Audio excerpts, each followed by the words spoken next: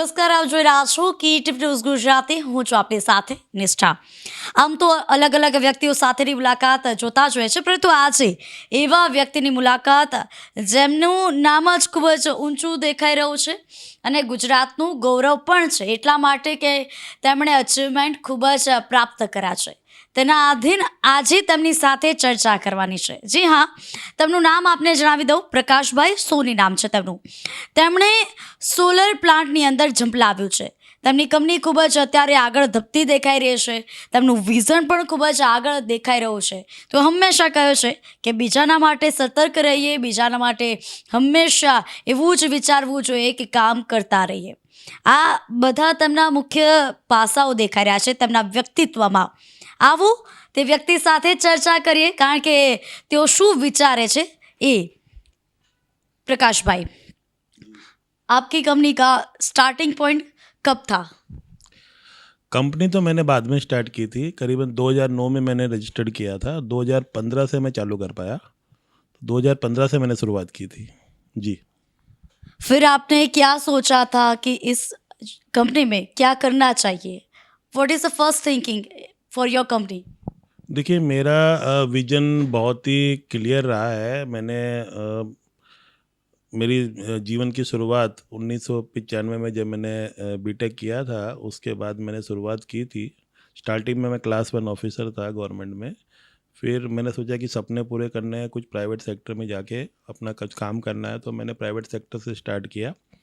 तो public limited company में मैं बहुत ही जल्दी CEO लेवल पे पहुंच गया था और 10 से 12 साल CEO लेवल पे रहा हूँ. कुछ ऐसा लगता था कि वहाँ पे भी कि कुछ अपने जो डिसीजन लेने होते हैं कहीं ना कहीं रेस्ट्रिक्टेड होते हैं बोर्ड ऑफ डायरेक्टर के सामने. ये सोच के साथ भी कुछ अपना नया करना है या अपने कुछ करना है तो हमको शायद हमारी कंपनी खुद चालू करनी पड़ेगी. ये सोच के साथ मैंने 2009 में एक कंपनी फॉर्म की थी, लेकिन समाओ मुझे लोगों ने छोड़ा नहीं और आने नहीं दिया. तो 2015 से मैंने शुरुआत की. पिछले 7 साल से हम लोग सोलर सेक्टर में काम कर रहे हैं और पिछले 7 साल में हमने पैन इंडिया में हमारी बहुत ही अच्छी रेपुटेड प्रेजेंस बनाई है. अब आपने बताया कि ये सोलर प्लांट, मतलब उसमें क्या विशेषता है, क्या डिफरेंस है अदर कंपनी के, हम कहेंगे तो क्या इस कंपनी में मेजर पार्ट आता है कि लोग इसको चाहेंगे, पसंद करेंगे? देखिए, सोलर के बारे में पहले थोड़ा सा आपको जानने की ज़रूरत है कि सोलर क्या है, हमको क्या बेनिफिट है. स्टार्ट हुई थी जब हम लोग मिरर के रिफ्लेक्शन से आग जलाया करते थे. तो एक्चुअल में 1954 में पहला सोलर सेल एक्चुअली स्टार्ट हुआ था और उसके बाद में धीरे धीरे इनोवेशन होता गया. पावर जब बनती थी, अभी सोलर में तो काफ़ी टाइम से इनोवेशन चल रहा है. फोटोवोल्टिक टेक्नोलॉजी जो है ये एक प्रूवन टेक्नोलॉजी है जिसका काफ़ी अच्छे रिजल्ट रहे हैं. और जब सोलर पावर में सबसे बड़ी बात आती है कि उसको रेगुलाइज कैसे किया जाए. उसके हिसाब से गवर्नमेंट के पास पहले कोई ऑप्शन नहीं हुआ करता था. सरप्लस एनर्जी जो बनती थी वो वेस्ट जाती थी.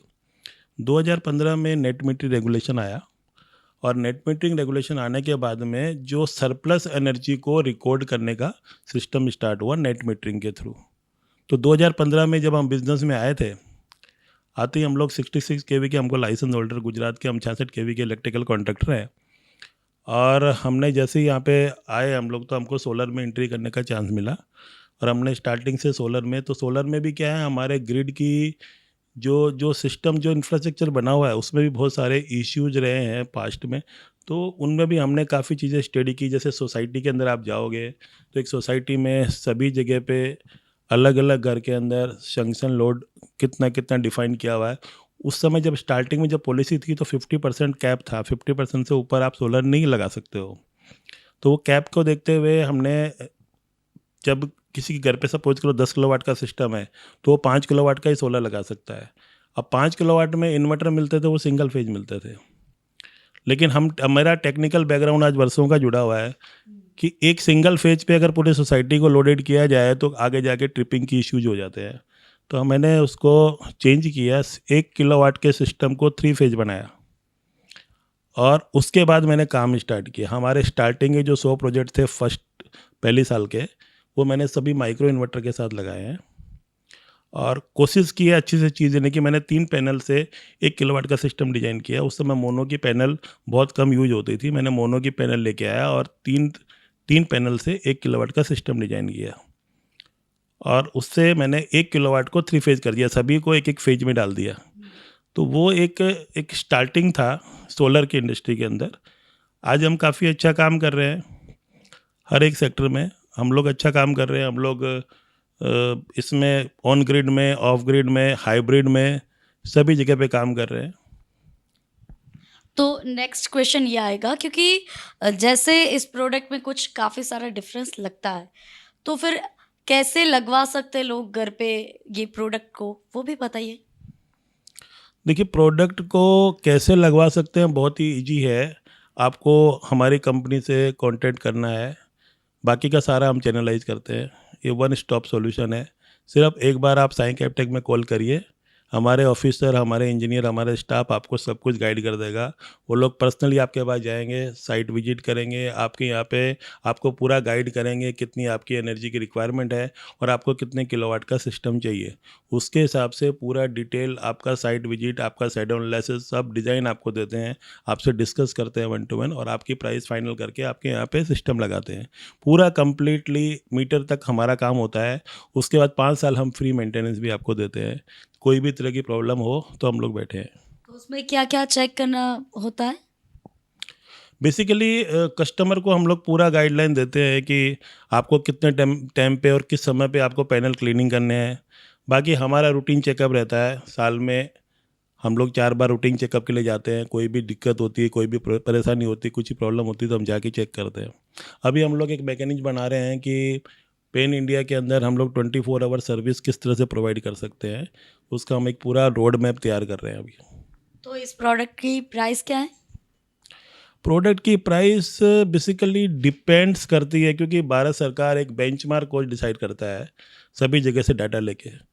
वो एक बेंचमार्क होता है, उसके बाद में हर एक स्टेट के अपने टेंडर होते हैं और टेंडर के थ्रू डी होती है प्राइस। दोनों में से जो लोअर प्राइस होती है उस पर गवर्नमेंट सब्सिडाइज करती है रेजिडेंशियल सेक्टर को। वो प्राइस हर साल नए टेंडर के हिसाब से चेंज होती रहती है। जी अब इस प्रोडक्ट में काफ़ी सारे पॉइंट आते हैं, तो उसमें सब्सिडी का पॉइंट है कि नहीं? जी हाँ, रेजिडेंशियल सेक्टर में 10 किलोवाट तक के सिस्टम के लिए गवर्नमेंट सब्सिडी देती है प्रमोट करने के लिए। और कमर्शियल प्रोजेक्ट में अभी सब्सिडी नहीं है, लेकिन आप कैपिटल सब्सिडी ले सकते हो। कैपिटल सब्सिडी मीन्स अगर आप कोई नया प्रोजेक्ट डाल रहे हो तो कैपिटल कॉस्ट में इनकर्ड करके उसके सामने आप इंटरेस्ट सब्सिडी का बेनिफिट ले सकते हैं और डेप्रिसिएशन का फ़ायदा आपको मिलता है। आपको क्या लगता है कि ये जो प्रोडक्ट है, आपकी नहीं पर हर जगह सोलर प्लांट दिखता है, टेरेस पर हम जाते हैं तब दिखता है कि ये यहाँ पे प्रोडक्ट है। पिछले कई सालों से ये टेरेस पे दिखता है। आपको क्या लगता है कि कब से ये प्रोडक्ट का बहुत ही लोग खरीदना चाहते हैं, लोग परचेस करते हैं, कब से ये स्टार्टिंग हुआ? देखिए, अभी तक वैसे आने वाला टाइम में देखा जाए तो सब कुछ सोलर से ही चलेगा, क्योंकि ग्रीन एनर्जी का ये सोलर बहुत बड़ा रिसोर्स है, सन बहुत बड़ा रिसोर्स है, जो शायद लोगों को अवेयरनेस नहीं है। अभी तक इंडिया में हम लोग करीबन वुड बी अराउंड लास्ट नवंबर के का डाटा देखे 2022 के, तो हम करीबन 67 गीगावाट के आसपास हम लोग आसपास में पहुँचे हैं, रफली I am telling you. And अभी जो अपना 2030 तक का टारगेट है, करीबन 500 गीगावाट तक पहुंचने का टारगेट है। जी ये साई कैपटेक की प्रोडक्ट है सोलर की, वो कहाँ तक पहुँची है? क्योंकि कौन से स्टेट में पहुँची है, जब वहाँ का रिस्पॉन्स भी क्या है, वो भी बताइए। देखिए, साई कैपटेक को अगर आप कंसिडर करोगे तो हमारे पीछे जो टीम और एक्सपर्टीज जुड़ी हुई है, आज मेरे को खुद को 27 वर्ष का अनुभव है। मैंने अपने अपने टाइम के अंदर भारत सरकार के साथ बहुत सारे काम किए हैं, नेवी के लिए काम किए हैं, नेवी के लिए बहुत प्रोडक्ट बनाए हैं, डीआरडीओ के लिए प्रोडक्ट बनाए हैं, बहुत सारे सेक्टर में मैं अप्रिसिएटेड रहा हूँ। तो हमारा इतना लंबा ट्रांसमिशन, डिस्ट्रीब्यूशन और मैन्युफैक्चरिंग का अनुभव जुड़ा हुआ है। तो सबसे बड़ी बात सोलर में क्या होती है कि लोग सोलर तो सब लगाते हैं, लगवाते भी हैं, बड़ी बड़ी कंपनियां, रिन्यूएबल कंपनियां भी सोलर लगाती है, लेकिन प्रॉब्लम कहाँ होती है, ट्रांसमिशन एंड डिस्ट्रीब्यूशन पे किसी का ध्यान नहीं होता, तो पावर लॉस बहुत ज़्यादा हो जाता है और लॉस के कारण वो डिजायर आउटपुट नहीं मिल पाती या वो आरओआई किसी का नहीं बैठता है। तो हमारा कंसंट्रेशन, हमारा ध्यान स्पेसिफिकली इंस्टॉलेशन पे और उस पे, उसकी डिज़ाइन पे रहता है, ताकि कस्टमर को मैक्सिमम आउटपुट मिले। अब आपको एक एग्जांपल दूं तो अगर सपोज आपकी बॉडी में कोई परेशानी होती है, कुछ भी ऐसी होती है, तो आप कहाँ जाएंगे? एक्सपर्ट के डॉक्टर के पास जाएंगे या अपने घर के किसी डॉक्टर के पास जाएंगे? आप बताइए किसके पास जाना चाहेंगे? हाँ, तो आप ऑब्वियसली एक्सपर्ट के पास जाएंगे और एक्सपर्ट से टाइम लेंगे। तो हमारा एक टच जो है, क्योंकि पैसे तो सब लोग बराबर लेते हैं, 19-20 का रेट डिफरेंस होता है, उसके अलावा आपको एक एक्सपर्ट टच मिल रहा है, यानी हमारे एक एक्सपर्ट टच से आपकी पावर जनरेशन में फ़र्क पड़ जाता है। तो ये हमारी एक्सपर्टीज है, इसलिए साईं कैब है तो सब कुछ मुमकिन है। साईं कैब है तो सब कुछ मुमकिन है, वो उनका टैगलाइन है अभी का। वैसे कई बार देखा है कि हर एक सोलर पैनल की कुछ अलग ही विशेषता है। इसमें कौन सा इम्पोर्टेंस वाला है जिससे लोग इसको खरीदना चाहेंगे? सोलर पैनल की विशेषता की बात अलग हो जाती है। देखिए, सोलर पैनल फोटोवोल्टिक टेक्नोलॉजी जो है सिलिकॉन बेस, इसकी लाइफ तो लॉन्ग लाइफ है, क्योंकि आप देखो कि 25 साल बाद में भी 80% आउटपुट पे पैनल परफॉर्म करेगा, ठीक है। तो आफ्टर 25 ईयर, लेकिन अभी गवर्नमेंट का ग्रिड का एग्रीमेंट 25 साल के लिए होता है, इसलिए लोग 25 साल लाइफ बोलते हैं, लेकिन 25 साल में बाद में भी वो पैनल ऑब्सोल्यूट नहीं होता है, वो पावर जनरेट करेगा। तो लाइफ का कोई प्रॉब्लम नहीं है। रही बात ये है कि धीरे धीरे टेक्नोलॉजी में अपग्रेडेशन होता रहता है। पॉली क्रिस्टलाइन और मोनो क्रिस्टलाइन एक ही साथ की टेक्नोलॉजी है। पॉली में मल्टी क्रिस्टल्स होते हैं, मोनो में सिंगल क्रिस्टल होता है, ठीक है। जनरली मोनो वहाँ पे एडवाइजेबल होता है जहाँ टेम्परेचर 25 डिग्री के अराउंड होता है या नियर बाई होता है। गुजरात के लिए मैं बात करूँ तो गुजरात में हम 46 तक पहुँच जाते हैं। जब 46 टेम्परेचर पे होते हैं तो ज़्यादा वेरिएशन नहीं आता है जनरेशन में। पर मोनो में एक ये है कि लोअर जगह पे आप थोड़ी कम स्पेस के अंदर आप हायर वाटेज का पैनल मतलब रहेगा उसका, तो हायर वाटेज के पैनल के कारण आपका स्पेस कम होगा। जैसे 540 के या 600 के वो वाट पीक के पैनल्स आ रहे हैं, तो उससे आपका स्पेस जो है कम हो जाएगा। 2 पैनल में आपका 1 किलोवाट हो जाता है, पहले जो 3 पैनल में हो रहा था। तो ये फ़र्क पड़ता है उससे मोनो क्रिस्टलाइन में। देखिए, हमने रिन्यूएबल एनर्जी को पूरे जगह जगह गांव-गांव तक पहुंचाने के लिए हमने अभी एक संकल्प लिया है कि ये साल में 31 दिसंबर 2023 तक हम लोग 1000 फ्रेंचाइजी ओपन कर रहे हैं सब जगह पे।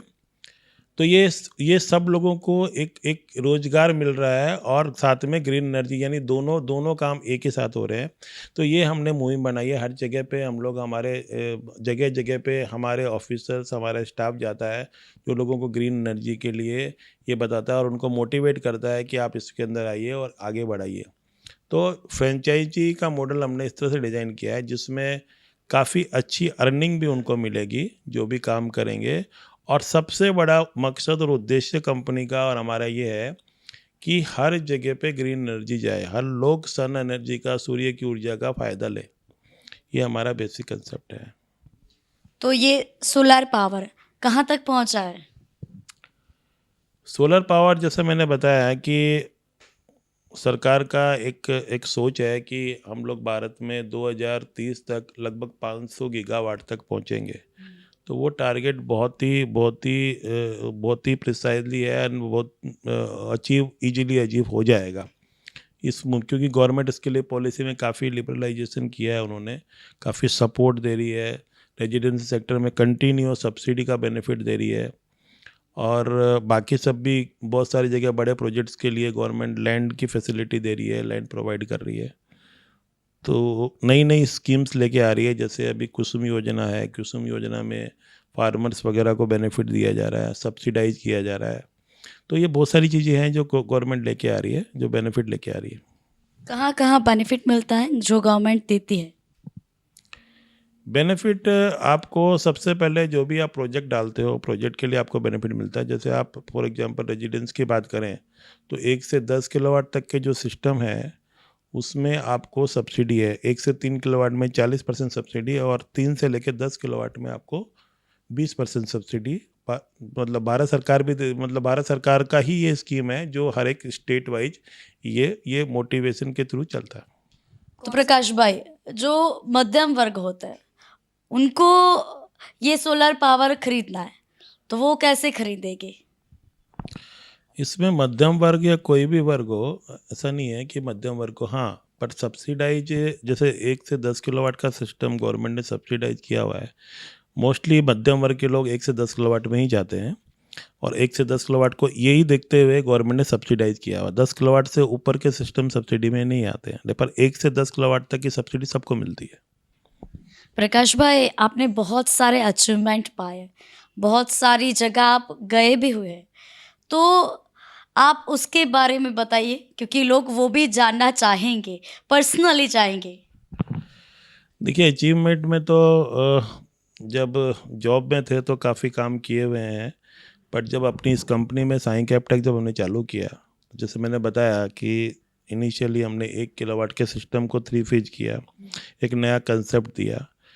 उसके बाद में हमको आदरणीय सौरभ भाई पटेल, जो पूर्व हमारे ऊर्जा मंत्री थे, उनके हाथ से हमको बेस्ट ब्रांड के लिए सम्मानित किया गया था 2018 में। आदरणीय श्री रूपाणी साहब, जो हमारे ऑनेबल चीफ मिनिस्टर थे, उन्होंने 2021 में प्राइड ऑफ नेशन से सम्मानित किया, जो ये हमारे लिए बहुत गौरव की बात है। हमने 2020-21 में नागालैंड में वर्ल्ड बैंक का एक प्रोजेक्ट लगा के दिया, जिसका 18 प्रोजेक्ट हमने लगाए हैं वहाँ पे, जो काफ़ी चैलेंजिंग टास्क था, क्योंकि कोविड का माहौल था, सब कुछ बंद था, लॉकडाउन से, और वहाँ पे अलग अलग जगह पे रोड रास्ते कुछ भी क्लियर नहीं थे, यानी गाड़ियाँ नहीं जा सकती थी, तो हमको मटेरियल ट्रांसपोर्ट करना होता था। हमको जगह जगह पे सोलर प्रोजेक्ट लगाने, जहाँ पे हमने पूरे हाइब्रिड, जहाँ पे 3 घंटे भी पावर नहीं आती थी। हॉस्पिटल्स में लोगों की डेथ होती है, बहुत सारी प्रॉब्लम्स आती हैं, तो हॉस्पिटलों को हमने सब जगह पे पावर देने के लिए हमने सारे सोलर प्रोजेक्ट लगाए। गवर्नमेंट के टेंडर के थ्रू हम गए थे, और काफ़ी कंपनियां थी वहाँ पे। हमारी कंपनी ने सबसे पहले प्रोजेक्ट ख़त्म किया बहुत ही टाइम के अंदर, बहुत बेस्ट, जिसको वर्ल्ड बैंक ने भी अप्रिशिएट किया। ये 18 प्रोजेक्ट एक अलग हमको अनुभव दिया इन लोग इसमें, क्योंकि सब बहुत ही चैलेंजिंग थे। हर जगह पे मटेरियल पहुंचाना, उसके बाद में हिली एरिया पे पूरा कंस्ट्रक्शन से लेके बैटरी रूम्स बनाना, वहाँ सोलर पावर प्रोजेक्ट लगाना, वहाँ पे high mast, solar street light, सब तरह के काम हमने किए हैं। सोलर एयर कंडीशन लगाए हैं, सब सोलर बेस लगाए हैं। आज 24 आवर्स वहाँ पावर मिल रही है। हाइब्रिड सिस्टम हमने डिज़ाइन करके लगाए हैं। तो ये एक काफ़ी बड़ा हमारा अचीवमेंट था। आदरणीय श्री भूपेंद्र भाई पटेल जी के हाथों से हमने इसके लिए अवार्ड भी लिया है। अभी रिसेंटली हमको गुजरात का गौरव से भी सम्मानित किया है 2022 में। जी प्रकाश भाई, जब आप अवार्ड लेते थे सबसे पहले माइंड में क्या आता था? क्योंकि आपने बहुत सारा सोचा है, बहुत सारे लोगों को मिले भी हैं, और तब आपके मन में क्या आता था वो भी बताइए, क्योंकि इस विजन और इस प्रकार का थिंकिंग प्रोसेस सब लोगों में नहीं होता, और आपको इतने सारे अवार्ड्स मिले हैं, जिस तरीके से उस तरीके से ये भी क्वेश्चन आता है। देखिए, अवार्ड कोई एक आदमी को नहीं मिलता, एक टीम काम करती है। हमारे सारे अवार्ड जो भी मिले हैं वो क्रेडिट मेरी टीम को जाता है। काम करने वाली वही थी जगह जगह पे। मैं तो एक मोटिवेटर और एक कोऑर्डिनेट मैंने किया है। बाकी हमारे जो भी अवार्ड है, जिस जगह जो भी हमारे ऑफिसर थे, हमारे इंजीनियर थे, उन लोगों ने काम किया, उन लोगों ने साइड पे मेहनत की है। तो मेरे को प्राउड होता है मेरी टीम के ऊपर जब मैं अवार्ड लेने जाता हूँ कि मेरी टीम ने आज ये काम किया। जिस तरह से एक फादर को अपने बच्चों पे जब कोई लेने जाता है तो एक प्राउड फील होता है, उस तरह से मेरे को प्राउड फील होता है। और जो नागालैंड वाली बात थी, मैंने सुना है कि वहाँ पे भी प्लांट हो पा रहा है, तो उसके पीछे क्या है, उसका बैक ऑफ प्लान क्या है? नागालैंड में हमने जैसे आपको बताया कि नागालैंड में हमने 18 प्रोजेक्ट लगाए हैं जो सारे हाइब्रिड बेस पे हैं। वहाँ पे क्या है कि पावर 3 घंटे 2.5 घंटे पावर आती थी। तो ऑन ग्रिड सिस्टम में क्या होता है कि जैसे ही पावर आपकी चली जाती है, उसमें आइलैंडिंग प्रोटेक्शन रहता है इन्वर्टर में, तो ऑटोमेटिकली सोलर सिस्टम भी बंद हो जाता है। ऑफ ग्रिड टोटली बैटरी पे चलता है। तो हमने दोनों को हाइब्रिड किया, हाइब्रिड प्रोजेक्ट वहाँ लगाया है, जिसमें जब तक सन की पावर आती है वो यूज होती है, और जैसे ही पावर कट होती है तो सिस्टम ऑटोमेटिकली बैटरीज पे चला जाता है और बैटरी को पावरिंग करना स्टार्ट कर देता है। सोलर प्लांट बैटरी को चार्ज करता है और उस बैटरी से पावर मिलती है प्लांट को, तो आपकी पावर कंटिन्यूस चलती है। जी। प्रकाश भाई, आप बहुत सारे फंक्शन में गए हैं, बहुत सारी जगह आपने कहा भी होगा। सबसे पहले आप क्या कहते हैं लोगों को? क्योंकि जिस तरीके से आपका भी विज़न है, लोगों का भी अलग विज़न होगा और आजकल यंगस्टर बहुत ही थिंकिंग वाले होते हैं और ऐसा कहा जाता है कि 60% तो यंगस्टर ही है यहाँ पर तो उनके लिए आप क्या सोचते हैं? देखिए, मैं यंगस्टर के लिए सोचता हूँ आने वाला टाइम ग्रीन एनर्जी के लिए ज़रूरी भी है, क्योंकि आज पोल्यूशन इतना बढ़ गया है सब जगह पे। तो पोल्यूशन को ख़त्म करना है। पोल्यूशन ख़त्म करने के लिए हर जगह, क्योंकि अभी बैटरी व्हीकल्स आ रहे हैं सब जगह पे, बैटरी ऑपरेटेड व्हीकल्स, इसमें भी हम लोग काम कर रहे हैं। हम लोग चार्जिंग स्टेशन लगा रहे हैं, अभी हमने स्टार्ट कर दिए हैं ई चार्जिंग स्टेशन सब जगह पे। तो बैटरीज़ में भी हमारी रिसर्च चालू है। हम लोग ग्रीन हाइड्रोजन पे भी काम कर रहे हैं, उसके प्रोडक्शन पे भी, क्योंकि ग्रीन हाइड्रोजन एक आने वाले टाइम में काफ़ी चेंजेस लाएगा। क्योंकि जिस तरह से आज जो हाइड्रोजन, कंडेंस हाइड्रोजन से हम लोग व्हीकल ड्राइव कर पाएंगे, उसका प्रोडक्शन बहुत इंपॉर्टेंट है। उसका प्रोडक्शन टोटली हम रिन्यूएबल एनर्जी रिसोर्सेज से करेंगे। उसको हम ग्रीन हाइड्रोजन बोलते हैं, कि ग्रीन एनर्जी से, ग्रीन रिसोर्सेज से हाइड्रोजन प्रोड्यूस करके हम उससे व्हीकल को ड्राइव करेंगे। और हाइड्रोजन बहुत सारे काम में यूज आने वाली है। प्रकाश भाई, ऐसे कौन से प्लेटफॉर्म है कि जहां आपने लोगों के साथ बातचीत बहुत सारी की है? बातचीत तो मैं ज़्यादा टीम को मोटिवेशन करने में, तो उस समय मेरा रवैया उस तरह का होता है, एक इंस्ट्रक्टर का, एक जस्ट लाइक ए पेरेंट्स का, या उनको जितना मैं सिखा सकता हूँ कोशिश करता हूँ। बाकी तो मस्ती के लिए दोस्तों में बैठते हैं। सही बात है, बस्ती के लिए लोगों के साथ बैठना भी पड़ता है।